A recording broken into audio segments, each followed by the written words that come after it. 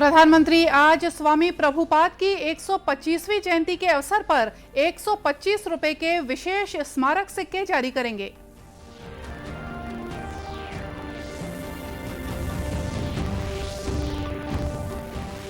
राजीव गांधी ग्रामीण भूमिहीन कृषि मजदूर न्याय योजना के तहत आज से पंजीयन शुरू। मुख्यमंत्री ने कहा, अधिक से अधिक लोगों को योजना का लाभ देने का लक्ष्य।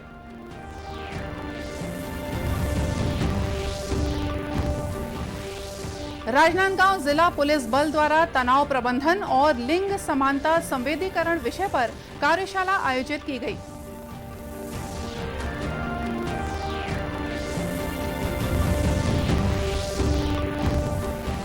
और प्रधानमंत्री फसल बीमा योजना से पिछले वर्ष दुर्ग जिले में सेलूद क्षेत्र के करीब 550 किसान हुए लाभान्वित।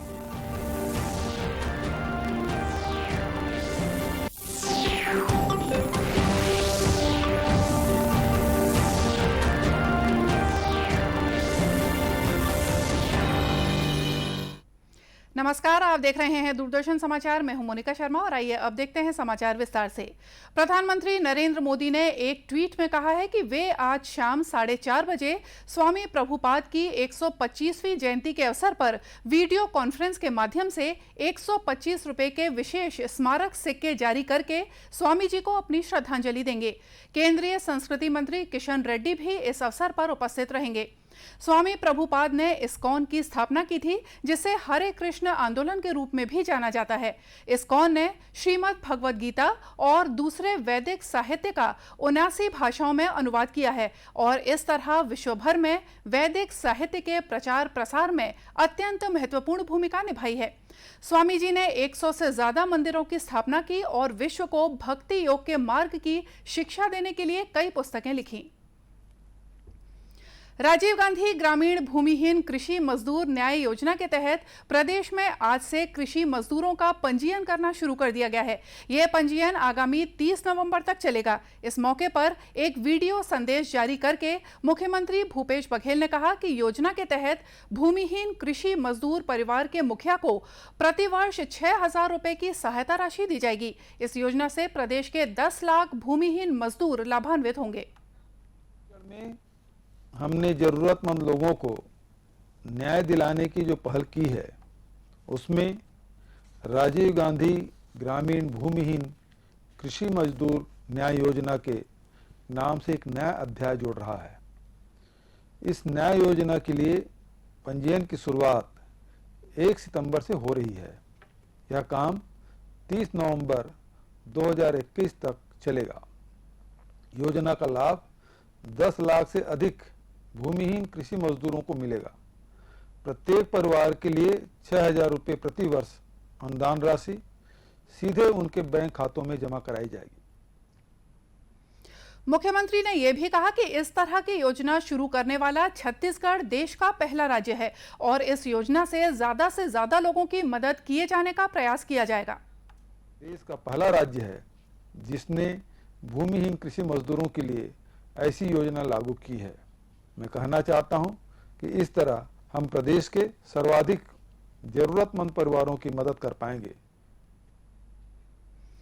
इस योजना के तहत ग्रामीण भूमिहीन कृषि मजदूर परिवारों के तहत चरवाहा, बढ़ई, लोहार, मोची, नाई, धोबी जैसे पौनी पसारी व्यवस्था से जुड़े लोग पात्र होंगे। इच्छुक लोग योजना का लाभ लेने के लिए संबंधित विभाग के पोर्टल पर अपना पंजीयन करा सकते हैं। गुजरात के केवड़िया में आयोजित राष्ट्रीय कार्यशाला में वात्सल्य और मिशन शक्ति नाम से 2 केंद्रीय योजनाओं का शुभारंभ किया गया। इस कार्यशाला में केंद्रीय बाल विकास मंत्री स्मृति ईरानी उपस्थित थीं। छत्तीसगढ़ की ओर से राज्य की महिला बाल विकास मंत्री अनिला भेड़िया भी इस कार्यशाला में शामिल हुई। इस दौरान केंद्रीय मंत्री से चर्चा के दौरान श्रीमती भेड़िया ने शहरी क्षेत्र के आंगनबाड़ी भवनों के निर्माण के लिए राशि उपलब्ध कराने का मुद्दा उठाया और अन्य संवेदनशील मुद्दों पर बातचीत की। श्रीमती भेड़िया ने प्रदेश में नए गठित जिलों सहित रायपुर में एक और सखी सेंटर शुरू करने का आग्रह किया। साथ ही उन्होंने पोषण ट्रैकर ऐप में नेटवर्क समस्या के कारण डेटा एंट्री करते समय ऑफलाइन मोड पर भी डेटा एंट्री किए जाने की सुविधा उपलब्ध कराने का अनुरोध किया। इस दौरान केंद्रीय मंत्री के साथ श्रीमती भेड़िया ने वहां स्थित विश्व शांति वन में तेंदू का पौधा लगाया। राजनांदगांव जिला पुलिस बल द्वारा तनाव प्रबंधन और लिंग समानता संवेदीकरण विषय पर एक दिवसीय कार्यशाला का आयोजन किया गया। शहर के पद्मश्री गोविंद राम निर्मलकर ऑडिटोरियम में आयोजित इस कार्यशाला में मनोरोग विशेषज्ञों ने तनाव कम करने के उपाय बताए। दुर्ग के मनोरोग विशेषज्ञ डॉक्टर प्रमोद गुप्ता ने व्याख्यान में अपने विचार रखे। उन्होंने कहा कि तनाव की वजह से कई बार बीमारियों का सामना भी करना पड़ता है। वहीं लिंग समानता संवेदीकरण के तहत महिलाओं के साथ घटित अपराधों की शिकायत को लेकर किस तरह से कार्य करना चाहिए, इसकी जानकारी कार्यशाला में पुलिस के वरिष्ठ अधिकारियों ने दी। इस मौके पर उपस्थित अतिरिक्त पुलिस महानिदेशक विवेकानंद सिन्हा ने उम्मीद जताई कि इस कार्यशाला से पुलिस के महिला और पुरुष कर्मियों को अपना कार्य और कुशलता से करने में मदद मिलेगी। कार्यशाला का आयोजन किया गया। बेसिकली आज के समय को देखते हुए और जिस प्रकार से पुलिस की जो कार्य प्रणाली है, जिसके कारण से कई कारणों से स्ट्रेस उत्पन्न हो जाते हैं, उस स्ट्रेस को किस प्रकार से मैनेज किया जाए। और जैसा कि मैंने बताया कि स्ट्रेस जीवन का अभिन्न अंग है और उसको साथ में लेके चलते हुए किस प्रकार से मैनेज करते हुए अपने जीवन को आप सफल बना सकते हैं। और इसी उद्देश्य और इसके स्ट्रेस के कारण से बहुत सारी जो परेशानियां या जो बहुत सारी बीमारियां हो जाती हैं, जैसे कारण डायबिटीज़ या हाइपरटेंशन या अन्य बीमारियां, तो इस स्ट्रेस को कैसे मैनेज किया जाए। इस कार्यशाला में भाग लेने वाले पुलिस कर्मियों ने बताया कि इससे उनमें बेहतर संदेश का संचार हुआ है, जिसका फायदा उन्हें कार्यस्थल पर जरूर मिलेगा।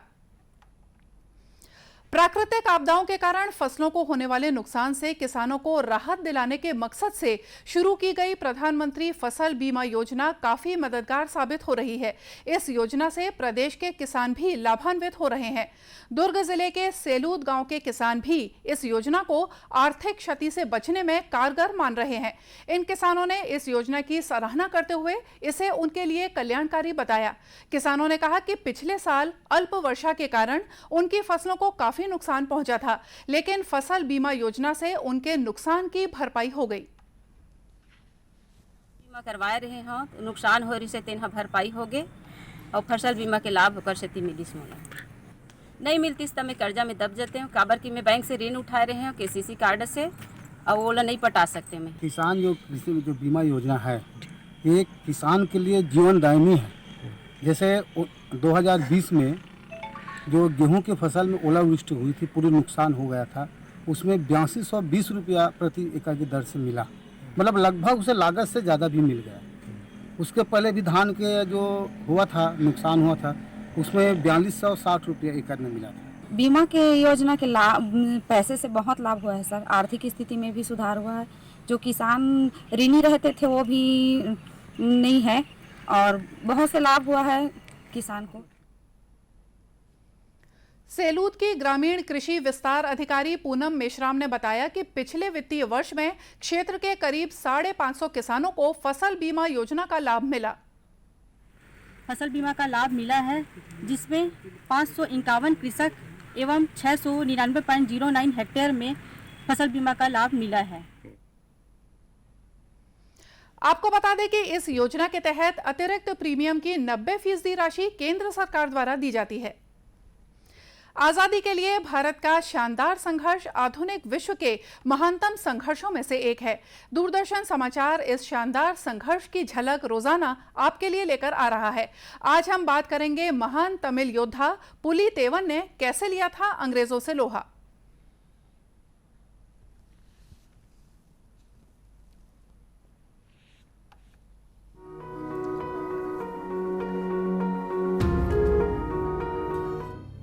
आज की कड़ी में हम बात करेंगे महान तमिल योद्धा पुलितेवन की। 1 सितंबर 1715 को जन्मे पुलितेवन शुरुआती दौर के उन लोगों में रहे जिन्होंने ब्रिटिश हुकूमत का विरोध किया। तत्कालीन तमिल इलाके के 77 पॉलीगर यानी स्थानीय सरदारों में से एक थे पुलितेवन। इस इलाके को आज तमिलनाडु में तिरुनेलवेली जिले के नेलकट्टुम सेवल इलाके के रूप में जाना जाता है। पुलितेवन वहाँ के बेहद शक्तिशाली योद्धा थे।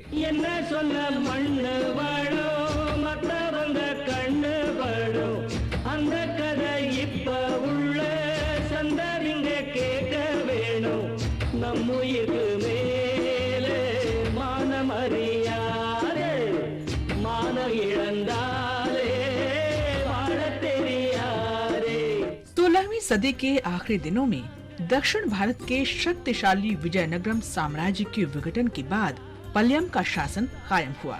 इन नायकों और पौलेगरों ने मुगल जागीरदार आरकॉट के नवाब की अधीनता को कभी स्वीकार नहीं किया। अपने इलाकों के वे स्वायत्त शासक रहे। जब ईस्ट इंडिया कंपनी ने नवाब से कर वसूल करने का अधिकार हासिल किया तो पौलेगरों ने ब्रिटिश अधिकार को भी मानने से इनकार कर दिया। जाहिर है कि कंपनी इससे नाराज हो गई और इसे पौलेगर विद्रोह का नाम दिया। कंपनी के साथ पौलेगरों का युद्ध शुरू हो गया जो करीब आधी सदी तक चला। उस दौर में अंग्रेजों से लोहा लेने वाले महान पौलेगर योद्धाओं में बुलीतेवन प्रमुख योद्धा थे। ब्रिटिश सेना को बुलीतेवन ने पहली बार 1755 में चुनौती दी। तब ब्रिटिश कर्नल अलेक्जेंडर हेरोन ने पश्चिमी तमिलनाडु पर हमला किया था। नेलकट्टुम सेवल में बुलीतेवन के किले में ब्रिटिश तोपें नाकाम रहीं। बुलीतेवन ने अंग्रेज शिविरों की जासूसी भी कराई, जिससे उन्हें लगातार खुफिया जानकारी मिलती रही। बहादुरी से किले की रक्षा करने से बुलीतेवन की प्रतिष्ठा बुलंदियों पर पहुंच गई और उसका असर ये हुआ कि पश्चिमी पौलेगरों ने उनका नेतृत्व स्वीकार कर लिया। इससे बुलीतेवन को विदेशी शासन के खिलाफ मजबूत किलाबंदी करने में मदद मिली। पड़ोसी त्रावणकोर के महाराजा के साथ गठजोड़ के लिए तेवन ने अपने अनूठे कूटनीतिक कौशल का उपयोग किया। अंग्रेजी सेना 6 साल तक इस इलाके पर कब्जा नहीं कर सकी। बाद में अंग्रेजों ने नए आसामी की नियुक्ति की। इस बीच वे फूट डालने की कोशिश भी करते रहे। इसका असर भी हुआ और पौलेगरों का त्रावणकोर के साथ हुआ गठबंधन टूट गया। जिस यूसुफ खान को कंपनी सरकार ने आसामी बनाया वो स्थानीय निवासी था और बाद में उसने इस्लाम स्वीकार कर लिया था। यूसुफ खान भले ही पौलेगरों पर नियंत्रण करने में सफल रहा, लेकिन बाद में उसने खुद अंग्रेजों से विद्रोह कर दिया। कई पौलेगर भी उसके साथ आ मिले। उसने बुलीतेवन के साथ भी संघर्ष किया। चूँकि उसे पौलेगरों का भी समर्थन मिलता रहा, लिहाजा बुले लगातार अपने इलाके खोते गए। त्रावणकोर की सेना भी यूसुफ की सहयोगी बन गई, लिहाजा दोनों ने मिलकर बुली पर हमला किया। बुलीतेवन ने इसका जमकर सामना किया, लेकिन वो अपने गढ़ नेलकट्टुम सेवल को नहीं बचा सके। पराजय के बावजूद बुलीतेवन तमिलनाडु की जनता के हीरो रहे। विशेष रूप से तिरुनेलवेली और आसपास के इलाकों के लोग उनका बहुत सम्मान करते हैं। तिरुनेलवेली का बुलीतेवन पैलेस उनका मुख्यालय था, वहीं उनका जन्म भी हुआ था और उन्होंने अंतिम युद्ध भी यहीं लड़ा था। तिरुनेलवेली में आज भी पूरे समर्पण और सम्मान के साथ हर साल बुलीतेवन की जयंती मनाई जाती है।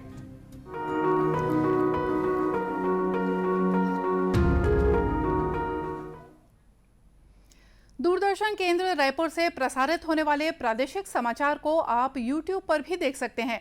हमारे YouTube channel Chhattisgarh DD news पर प्रादेशिक समाचार उपलब्ध रहेगा। YouTube चैनल का लिंक और QR कोड आप स्क्रीन पर देख सकते हैं। अपने एंड्रॉयड फोन से QR कोड स्कैन कर आप छत्तीसगढ़ DD न्यूज लिंक पर जा सकते हैं। इसके अलावा छत्तीसगढ़ DD न्यूज फेसबुक और ट्विटर पर भी उपलब्ध है। और आइए देखते हैं अंत में मुख्य समाचार एक बार फिर से। प्रधानमंत्री आज स्वामी प्रभुपाद की 125वीं जयंती के अवसर पर 125 रुपए के विशेष स्मारक सिक्के जारी करेंगे।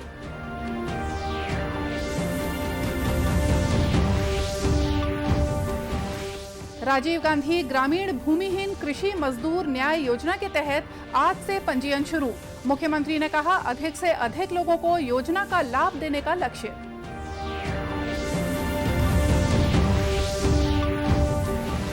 राजनांदगांव जिला पुलिस बल द्वारा तनाव प्रबंधन और लिंग समानता संवेदीकरण विषय पर कार्यशाला आयोजित की गई।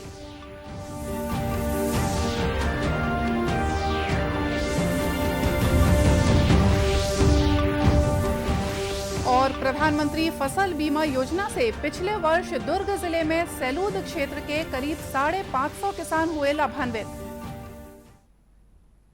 और इसी के साथ ये समाचार बुलेटिन यहीं समाप्त हुआ। नमस्कार।